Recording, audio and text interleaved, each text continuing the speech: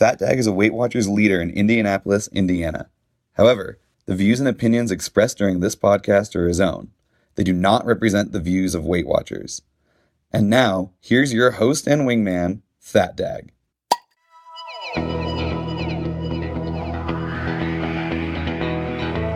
I am your host, Fat Dag. You're listening to Wise Advice. My weight loss journey failed when I focused on how. It wasn't until I switched my focus to why that I truly transformed myself. Join the show on the web at fatdag.com and follow along on Facebook, Twitter, and Instagram, all at Wise Advice. Send in your comments, your questions, your celebrations. I'll include them as part of the show. But before we dive in, remember, when you're out of points, stop eating points. Hey, I'm honored to be your wingman as we walk through this journey together because I believe in you. Well, hello there. Welcome to episode 225 of Wise Advice. Always good to hang out with you guys on a nice Thursday evening here live. Right now, the Patriots and Colts are battling it out, but all of you guys decided that you wanted to hang out here instead, and I think that's awesome, and that's what I want to do as well. So, thank you for tuning in. Thank you for watching the show live. Thank you for being a part of this. If you're not catching it live, I encourage you to do so. Twitter is the best way to find out. Go to Twitter, follow the Wise Advice account on Twitter. I send a tweet out every time that we do a live show, so you know exactly when the show is going to be. You get a 15-minute warning. You get an on-the-minute warning that the show has gone live. That is the best way to find out when and where the next episode is going to be. Certainly, you could visit fatdag.com. The website stays current with the next show date as well. But you can find the app all over the place. You can find the information everywhere, and certainly you can find the podcast wherever you can find podcasts, whether it be Spotify, iHeartRadio, Stitcher Radio, or of course my favorite, in your app store. Look for Wise Advice with Fat Dag. Hopefully that's the best way you're listening. That's the best way I've found as well. So thanks for being here. I want to open the show with Diane's email. Diane says, "Well, it took me believing in my 7-year-old granddaughter to bring me to an aha moment. Yesterday, I got to her soccer game to hear, 'This is the worst day ever' attitude. I had a teachable moment with her. I told her at any point in the day she could make a decision to say, 'Good morning,' and start fresh. I told her she had the power to turn this around by going out and putting her heart into the game. Once her parents saw her trying so hard, they might lighten up. Instead of kicking dirt around when the ball was on the other side of the field, she jumped up. She cheered on her teammates and played her little heart out, approaching the ball instead of letting it roll to her. She had a bounce in her step. At halftime, the coaches and parents were praising her, and she was beaming. By the end of the game, the team's electricity was amazing. Walking her to the car, I told her she'd made a difference to everyone out there because she turned her attitude around. A parent from the other team overheard me and came over to my granddaughter and told her how much he admired her. I went to kiss her goodbye, and I told her how I knew she could do it. She had the biggest toothless smile I'd ever seen, and I got the tightest hug ever. I got in the car, and I started crying tears of joy for her, then for me. It hit me like a ton of bricks. The words popped into my head. I believe in you. I believed in her, and the more I saw her empowered by my words, the more I realized I was talking to myself too. I can do this. I have the power to change my attitude and believe in myself. I can do this.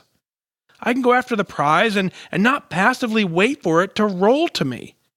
I witnessed the impact a shift in a perspective had in that precious 7-year-old, and she inspired me. So, Mike, I get it when you say, I believe in you. When you say, I believe in you until you can believe in yourself, if you feel 1/10 of the excitement and pride I felt in watching that little girl believe in herself, then you are one very rich man, my friend. Wow to the lives you have changed by believing in yourself and others. I feel like Jimmy Stewart at the end of It's a Wonderful Life. Today, I believe in myself. I believe in you, and I believe in all of my fellow wingmen.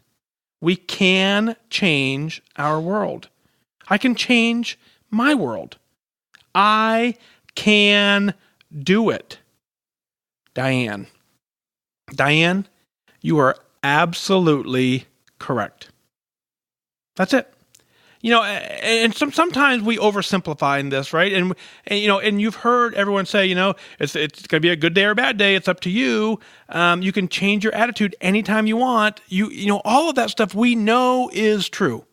It absolutely is true. And your email summarizes it perfectly. And when I read your email, it kind of gave me a little bit of a chill because I understand exactly what you experienced and witnessed.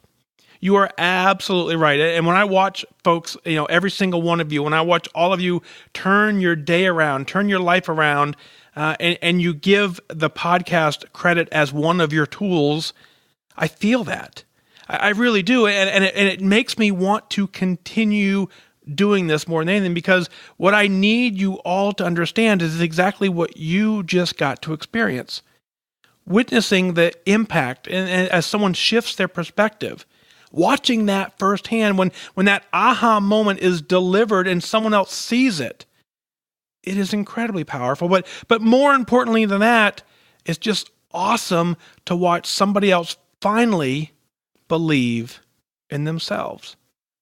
So I mean it when I say I 100% believe in you. And the reason I got to that point was because I didn't believe in myself early on. And as I watched other people have success, I started thinking, well, that person isn't more talented than me. They're not smarter than me. They're not, they're not any better at this than me. We're probably equal in that sense. They're better at some things. I'm better at some things, but there isn't a hands down, that person is phenomenal and I'm not. There was I think we're probably equal. And so if that person could do it, well, why couldn't I? And as I did it, I realized I'm not all that. There's nothing special about me. I work too many hours. I have too many to-do lists on my tasks. My to-do list grows longer than it gets crossed off. There are things that I'm not getting done on certain days that need to get done. I'm a regular person living a regular life, and I did it. And I continue to do it. And so that's what makes me believe in you, is I realized it didn't take a superpower to do this. What it took was someone believing in me.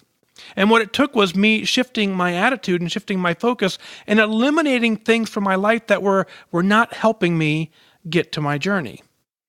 If you started your day and you start every single journey with, this is the worst day ever, you're going to prove yourself right, because no one likes to be wrong. It doesn't matter whatever your belief is, you don't want to be wrong with that. You stay true to your convictions because you believe them.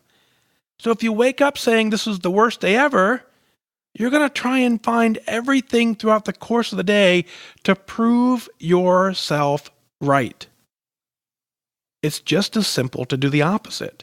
It's just as simple for you to say, this is the best day ever. And as soon as you do that, you start looking for opportunities to make it the best day ever, because, like I said, you want to prove yourself right. Now you can certainly wake up that way in the morning, but at any point during the day, you have the option to reset as well. And if you reset the mind first, your body does a really good job to try and then say, I want to just continue doing this. So witnessing her, completely changing her mindset, putting that bounce in her step, that was you believing in her, and she saw that. And so, as parents were praising her, and as the team was praising her, and the electricity started to build, that's what this community is doing. It's such a parallel.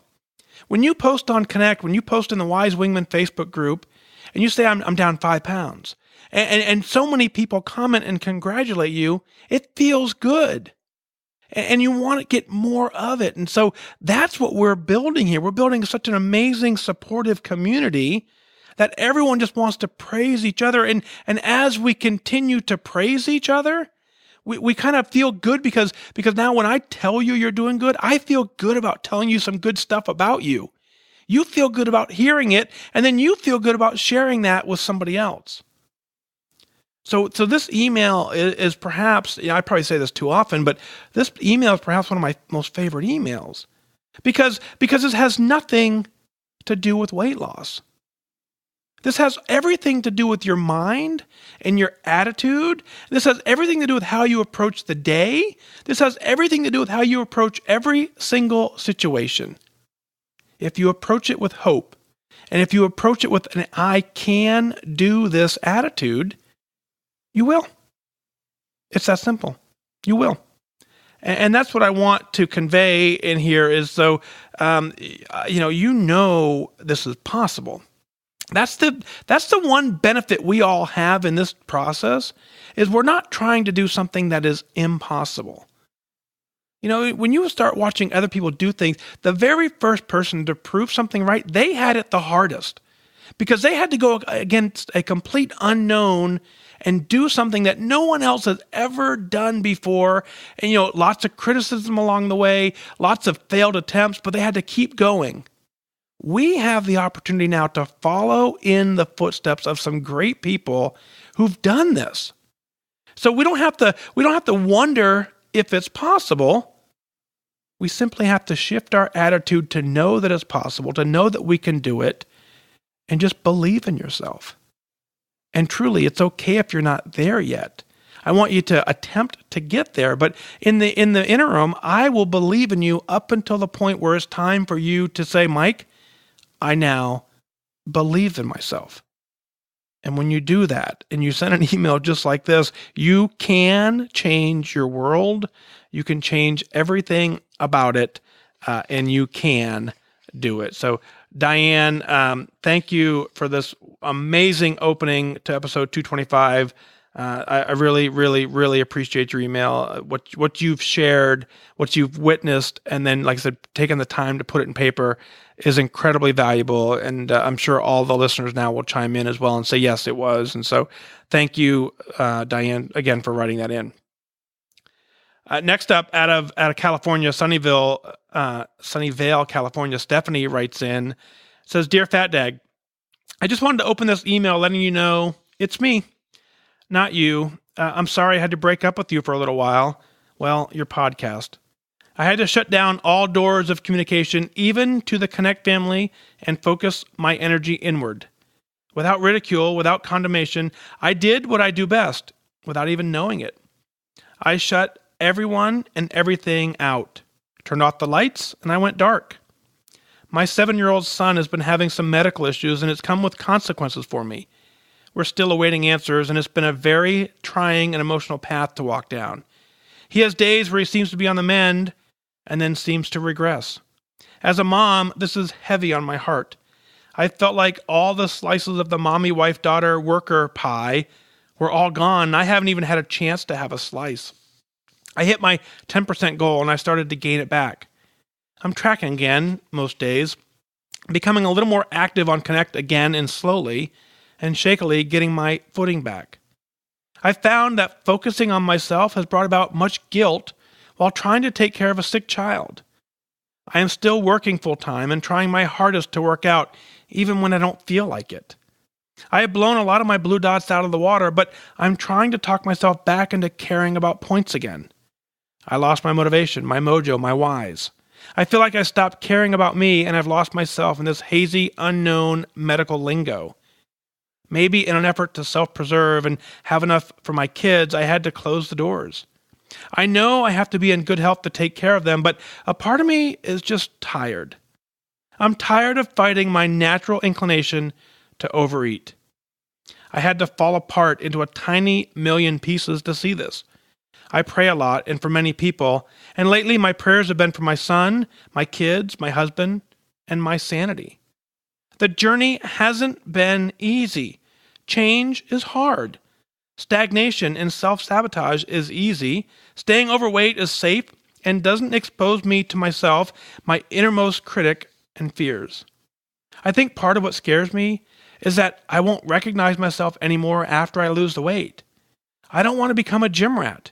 And I feel selfish working out on the weekends. It's usually the only time I have when the little ones are begging me for my time. Planning, tracking, weighing, cooking, multiple meals has sort of taken the wind out of my sails. There, I said it. It's silly, isn't it? Ultimately, I think that I'm scared that I might not be the same person after I meet my goal. Well, today I fired up your podcast app, I picked up where I left off, and I worked my way backwards. Thank you, Mike. Thank you for your gift of finding the good in people's and their situations and turning their negative talk into positive wins. I wish I had this gift. Thank you for being the constant, chipper, and kind soul that you are. Your family is truly lucky to have you, as are all of us. I look forward to meeting you in November in San Francisco. FYI, I got my Wise Advice blue shirt, and I'm strangely excited about wearing it on that morning of our 5K run. Maybe there is hope for me yet. Thank you, Stephanie. Stephanie, I get this email. I get it. I want to start there. I get it.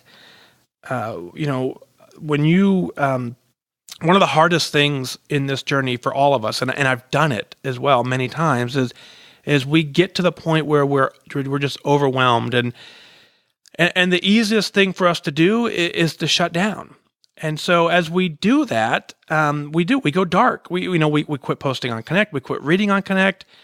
We quit, we unsubscribe from newsletters. I get, I have an email newsletter on my website, and I get probably, I don't know, every once in a while, I get 2 or 3 people subscribe a day, sometimes more, and then I get one every once in a while that unsubscribes. And I know when someone unsubscribes. So the interesting thing about my newsletter is I have not added a single name to it ever. Every single name on my newsletter is the person themselves added their name because at a point in their journey, they wanted more. Now, maybe the email didn't live up to their expectation, but the email on my end isn't anything more than just a reminder for you to wake up and go get it. That's all the email is. But I get people every so often that unsubscribe. And so I know that is them going dark, and I get that in a lot of ways. And so it's my greatest fear in this journey is that there are people that need to hear this message, and they have deliberately chosen to unplug. There's nothing I can do about that. There's nothing you can do that about. That is what we all, every single one of us, I would bet dollars to donuts on that. Every single one of us who have walked this journey at some point during it, we've unplugged. We've withdrawn. We have shut this side of our life down to either take care of something else that's going on or to then reframe our mind or just not care. We've all done it. And so as we sit here and try and now refocus, I'm proud of you for writing the email, because your email to me tells me that you're not completely unplugged. I get that you're now coming back into it, but mentally you're ready.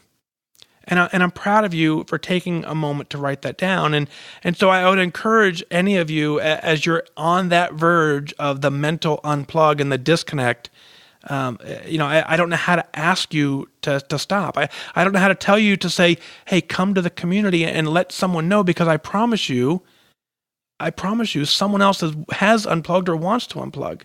So simply come into the community and say, hey, folks, I'm thinking of unplugging, help. And I get also that could be overwhelming as well, because the love and support you will get from our community may drive you out as well, because sometimes you're just not ready to hear the message.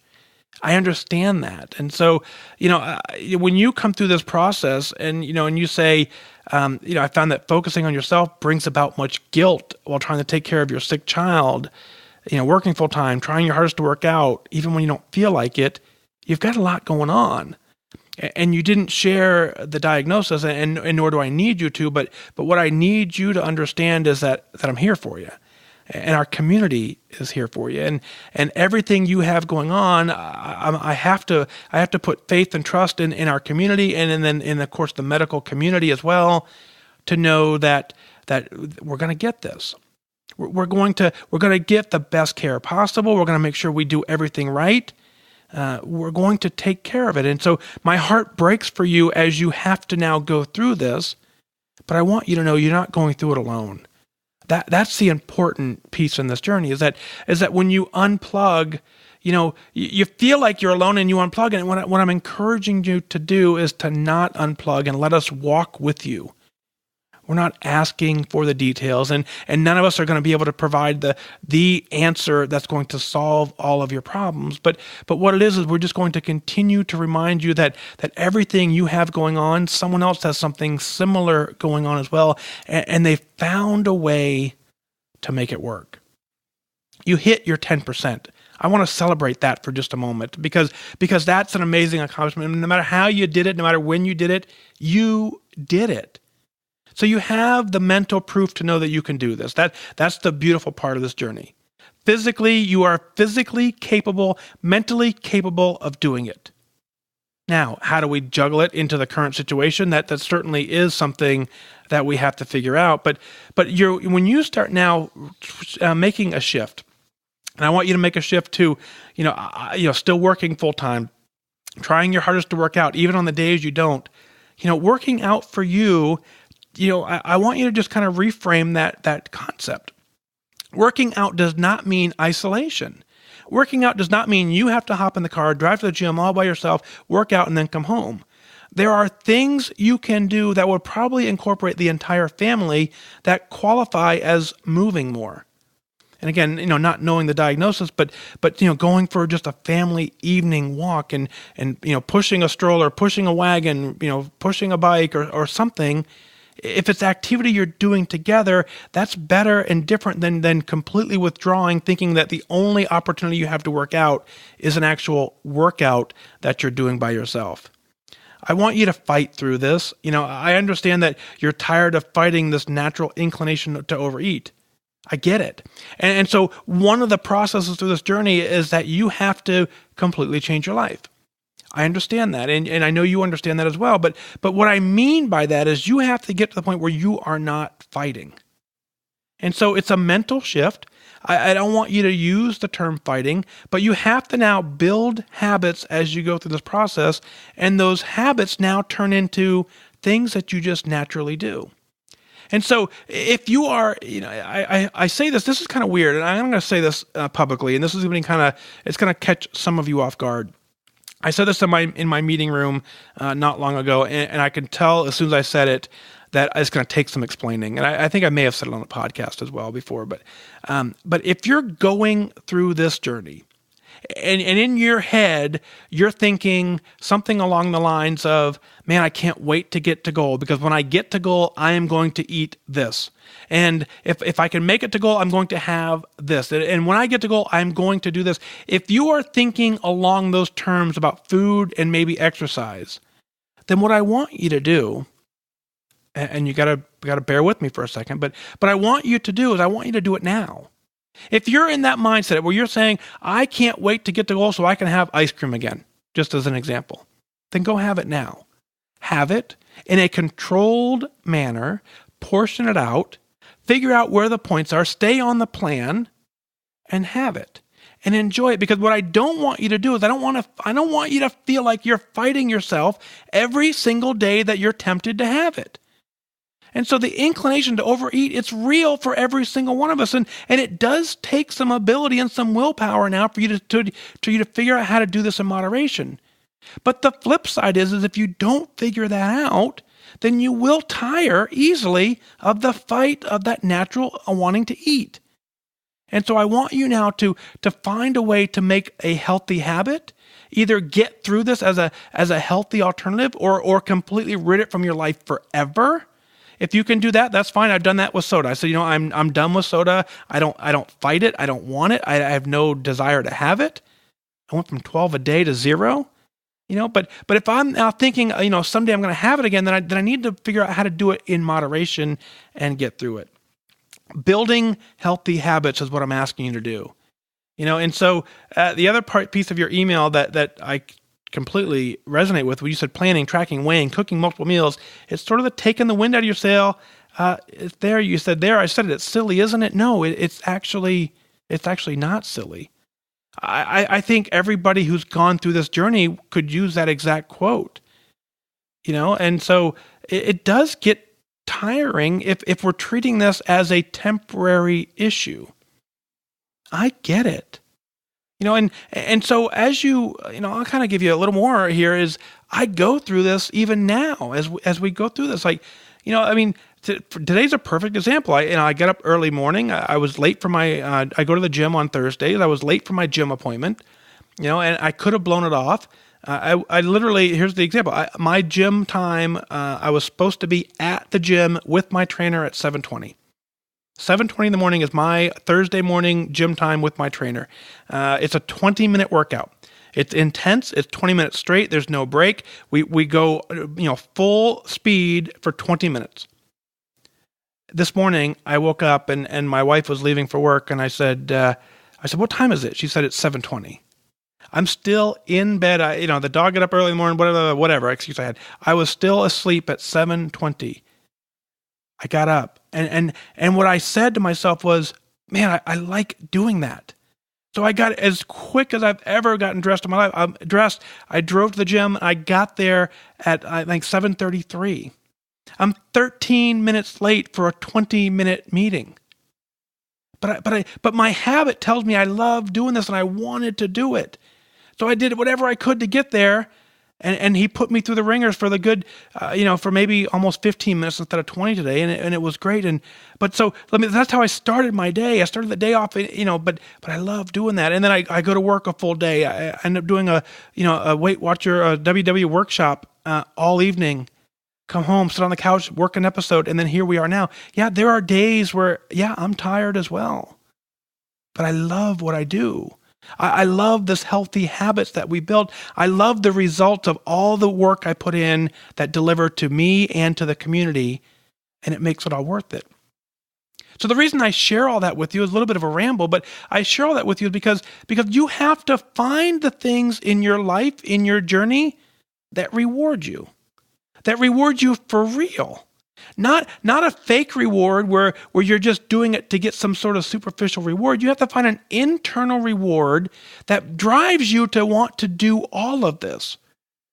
Taking care of your son should be that internal reward. And that working out and planning and weighing and tracking, cooking, all that stuff is the joy that it brings you, is the opportunity to live a happy, healthy life with your family in the best way that you can at this point. All those things add up to success. And so it sounds easy to say, I just want to be done with that. But as you build the healthy habits, that just becomes your new life. And so at the end, there's nothing to be scared of, is that you won't be the same person when you meet your goal. What you're really going to be is you're going to be the person that you've always wanted to be. You're going to be the person that your family really needs. And your life, I don't think I've met too many people that finally get to healthier and to goal that wish their old life back. So yeah, your life does change, but it changes for the better. And I want to caution, because my life was really good before. If you would have asked me how to improve my life, I wouldn't have thought it was really possible. And then when I did, it was like, oh, okay, wow, that's interesting. So keep doing all that you're doing. And so continue on, do your best in this scenario. I'm going to talk about that coming up in the next email, but you've got this, and what you're going through, we can get through it.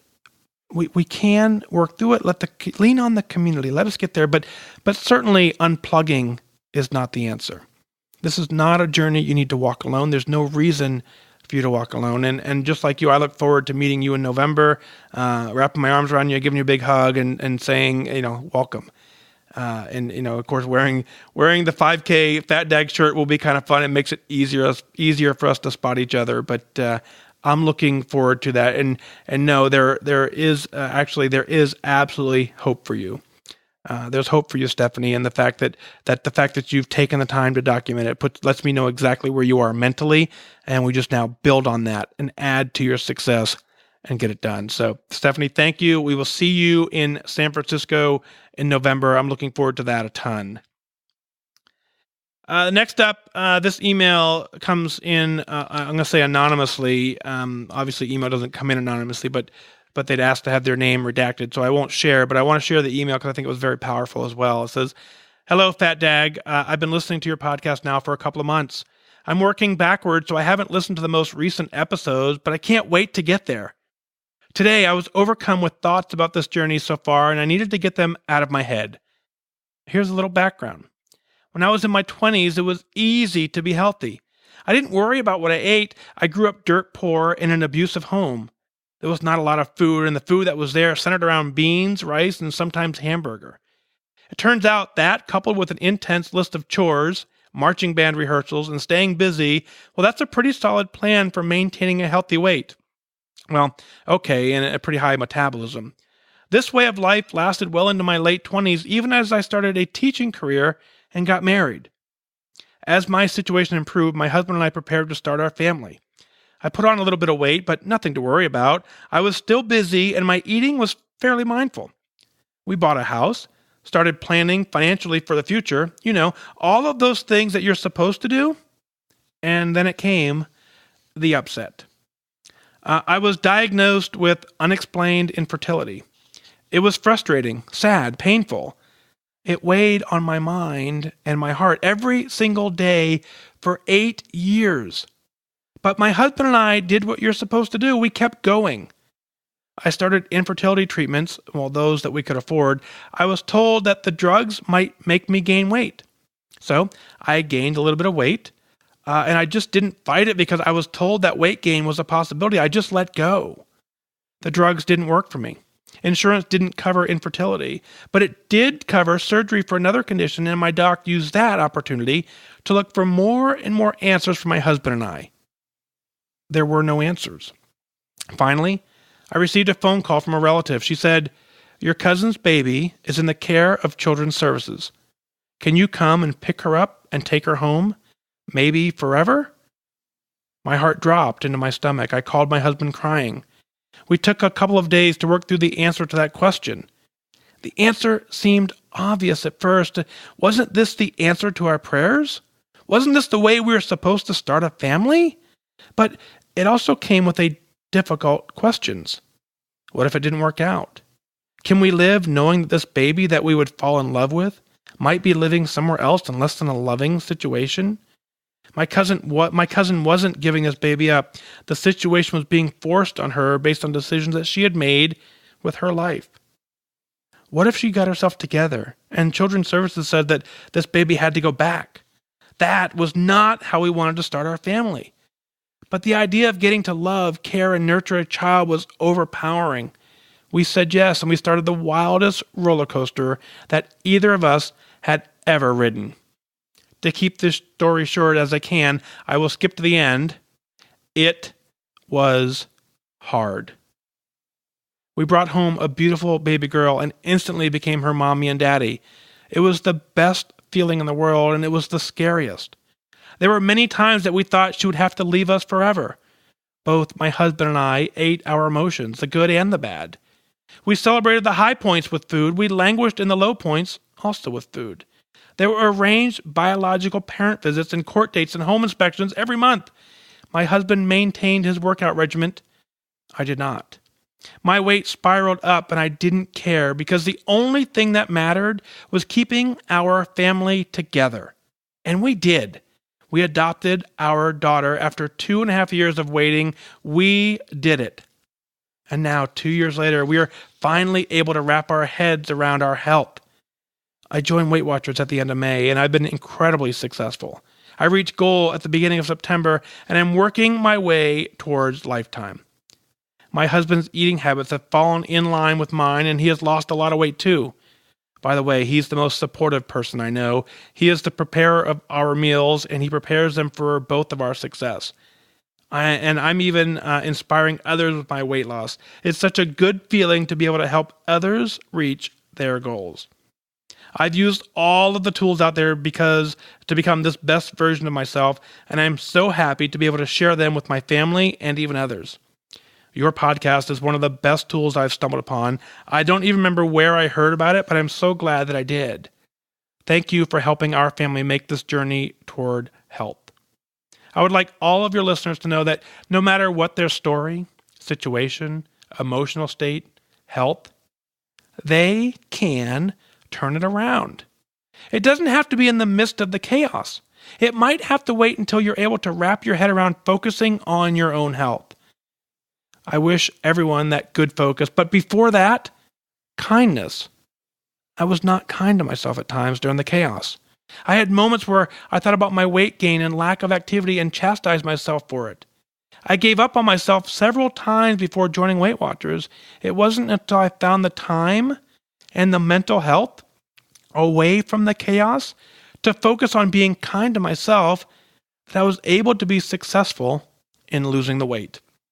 Again, thank you for all you do for this community, Fat Dag. But by believing in all of us before we are able to believe in ourselves, you help us pull out of the chaos, realize our sense of self-worth, and commit to the focus required to be the prize.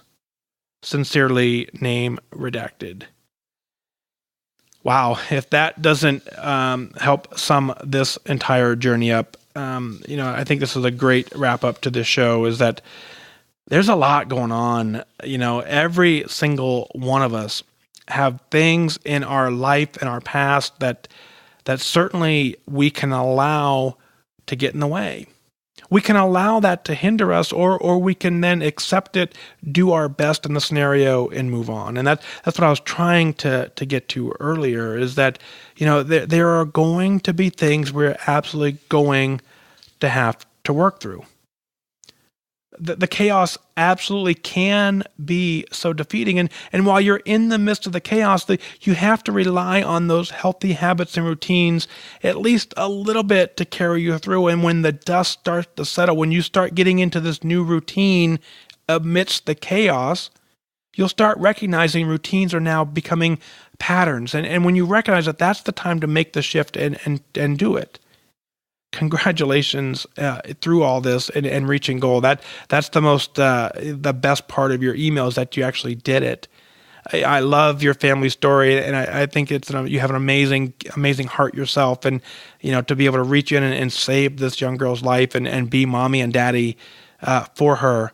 What an amazing gift that you've given back, and now that the gift that keeps on giving is that now you've focused, both of you, on your health. To ensure that the role that you've taken on willingly is something that you can do and honor perfectly by being the best version of you that you can be. I want to go back all the way to the beginning of your email, in that, your early life in your 20s, where it was easy to be healthy. And so, that's the danger part of our life, right? Is so when we're young in our life, we do have this metabolism that kicks in because, we're not sitting around nearly as much as we are later in adulthood. And so, marching band practice and gym practice and school practice, just simple being in high school, you're putting in more steps than, the average high schooler probably gets way more steps than the average adult, because they're, the passing periods that, there's a lot of travel that happens by just being in school. So when you have that, and chores and there's so much going on in your young life, plus your body's in a different shape, your metabolism does pick up, and as we age, some of those activities decrease. So yeah, as we're younger, that's why it's even more important for our children to learn these healthy habits, because they're going to have to follow in our footsteps, in a sense where when their metabolism slows down, their lifestyle slows down, where they end up going to work all day and then coming home exhausted and not wanting to move. We need them to have healthy habits at that point to rely back on. So that's the number one reason why it's imperative that we get ourselves healthy, is so that we can pass on those healthy habits to them, rather than having to rely on what most of us had to do, was we had to then relearn it well into adulthood. So again, I do say, congrats to both you and your husband for the incredible success that you've had. And I want to kind of summarize your entire email with the term that I got out of the book, The 4 Agreements. If you haven't read that book, I highly recommend it. I think it's my second favorite book in life. But there's a paragraph, and you've heard the cliche, right? The cliche is do better today than you did, or be better tomorrow than you were today, or whatever it is, something along those lines, right? And so the premise is that you always want to improve. You always want to improve. Well, there comes a reality in that where sometimes that's not possible, and that's okay. And if you set yourself up for, I always have to be better tomorrow than I was today, at some point it just isn't possible. And so if you believe in that notion, be better tomorrow than you were today, if you believe that and you're striving for that, you are setting yourself up for disappointment when chaos strikes. When something out of the ordinary comes to you, when something you weren't expecting comes in, and you're living by the mantra, I have to do better today than I did yesterday, it doesn't happen. So what I need you to understand is I need you to know that the reality is that you don't have to do better tomorrow. What you have to do is you have to do your best. In every single scenario, every single day you wake up, you take an assessment of where you are in relation to where you were yesterday, and you do your best in the current situation. That's what I'm asking for. That's what the book talks about, is that no matter what cards you're dealt, when you wake up and you were dealt a hand you weren't expecting from the night before, that is the day where you do your best in that scenario. And then as you start recognizing things are now normal or getting back into a routine, then you work to improve on them because all of the other things are staying constant. But when your life is changing around you and you're trying to do better, it's almost impossible to do that. So I'm giving you permission now to not do your best, to not improve upon your day every single day. What I'm asking you to do is do your best given the situation that you've woken up into, given the situation that was handed to you, given the situation that was forced upon you. Whatever it is, I'm just asking you at that point to take that inventory and go, okay, how can I do the best at this point? And so the analogy I often use is a marathon runner, right? If a marathon runner goes out and sets a personal record today, runs their fastest marathon ever today, when they wake up in the morning, there's a good chance they can't do that again, at least not the next day. It may take them a month or two to get back into that routine where they can now get back into that groove and maybe set another record on top of that. That's what I want you to take from this. I want you to take from this is that you can handle everything that comes at you is coming at you for a reason. Everything that comes at you, you have the tools to manage and you have the resources to fight with. You have a family, you have a support system, you have whatever you have going with you into this. Use all of that and understand all of that is there for you and for your benefit. And it's okay to ask for help. It's okay to walk this journey with your fellow wingmen in the group or on Connect, wherever you are, in your own meeting room, whatever it takes. But that is what it takes is for us to build this community of people who with people who always understand what it is we're going through. You're never alone in this journey, and that's what we're trying to continue to display. And as we do that, we find amazing stories of people who have incredible lives that we wouldn't wish upon anyone that get thrown to them, and they still find a way to get to goal. Incredibly inspiring. So thank you so much for sharing your story. It's an honor and truly an honor to celebrate with you. And so I ask that now, is that what is that you're celebrating? I want to share your story on the air. I want you to go to fatdag.com, click on the Wise Advice Podcast link, send in your celebrations, your comments, your questions. I'm going to work them in as part of the show the best I can. I want you to email in the celebrations. I really want you to be proud of what you're doing. I want you to share everything you have going on, because when you share your story, someone else goes, that's my story too. And if they watch you succeed, it gives them hope that they can succeed as well. Well, that's going to do it for this time. Remember that losing weight and getting healthy has nothing to do with luck. You have to remain disciplined and focused. Set your sights on your goals and go after it. I wish you could focus.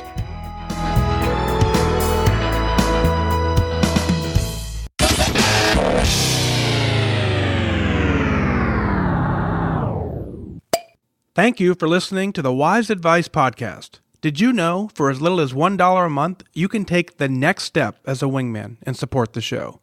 Visit fatdag.com, click on Become a Patron today.